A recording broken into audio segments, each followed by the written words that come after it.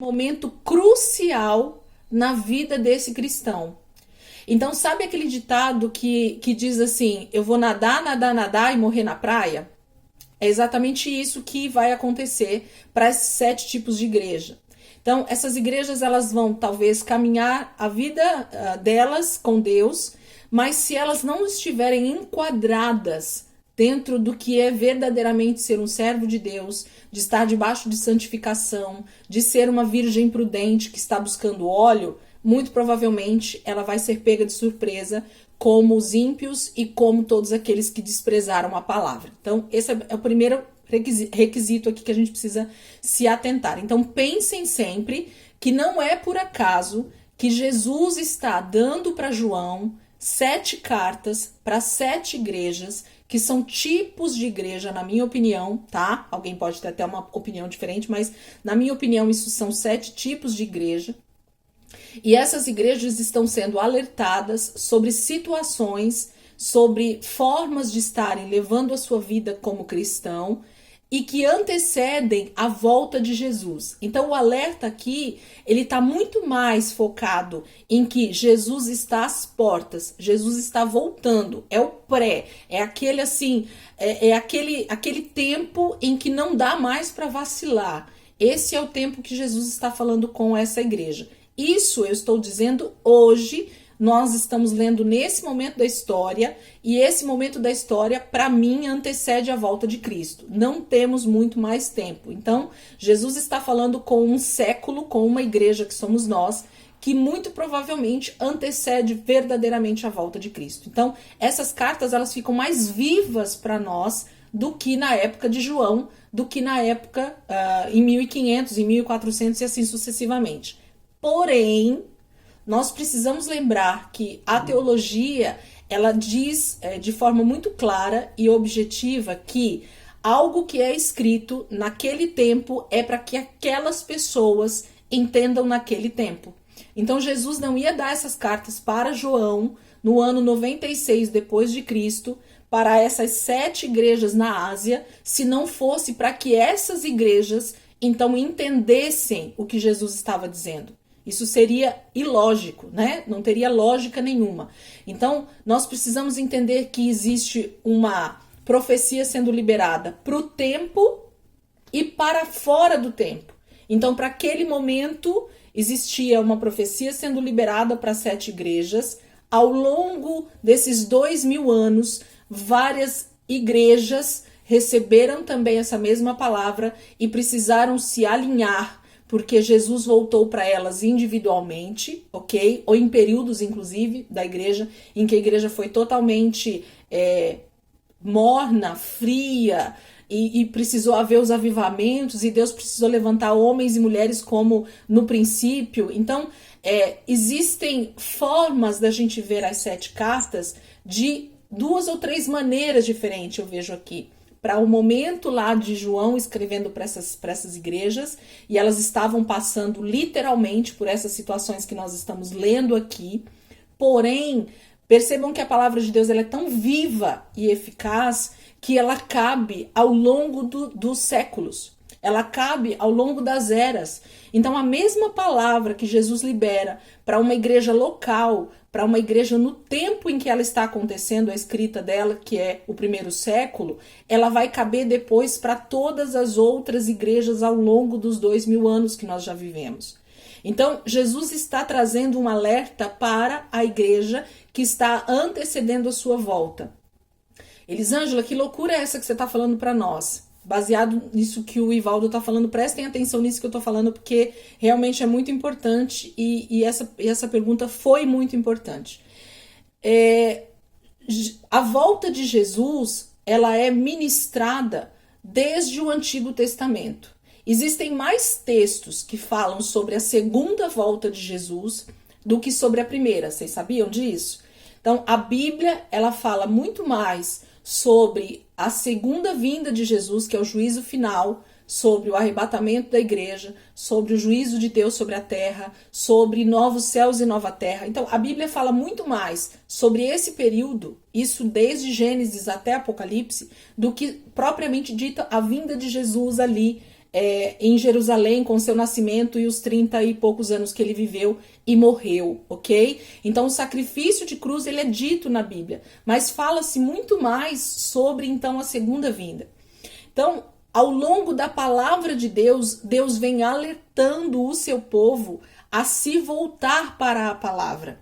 Porque é isso que vai precisar para que naquele dia eu esteja preparado para a segunda vinda. Agora eu vou voltar para o que eu queria falar. Entendeu até aqui ou falei muito complicado? Entendeu?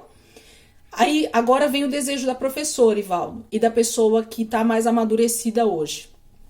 A grande questão da igreja no mundo, ou da igreja durante os séculos, é o quê?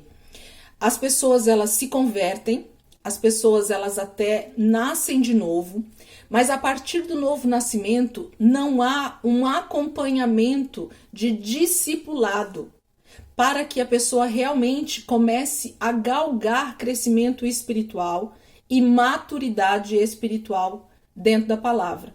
Então, a percepção que eu tenho nesses últimos 25 anos que eu tenho servido a Deus, e eu falo isso porque eu sou testemunha disso, é que você aceita Jesus, te colocam num banco de igreja, ou te colocam de acordo com as suas aptidões, te colocam cargos. Se você tem uma voz bonita, então você vai para o louvor. Se você fala bem, então vamos estudar um pouquinho a Bíblia, porque você pode virar um pregador.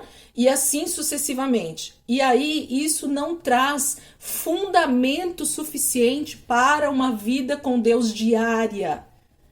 Então, os cristãos eles estão muito mais preocupados com o ativismo de igreja do que propriamente dito com o seu relacionamento com Deus diário. Então, essa é a minha percepção hoje, tá? Até me desculpem aí a minha fala, o meu desabafo, mas essa é a minha percepção hoje, depois de 25 anos de evangelho.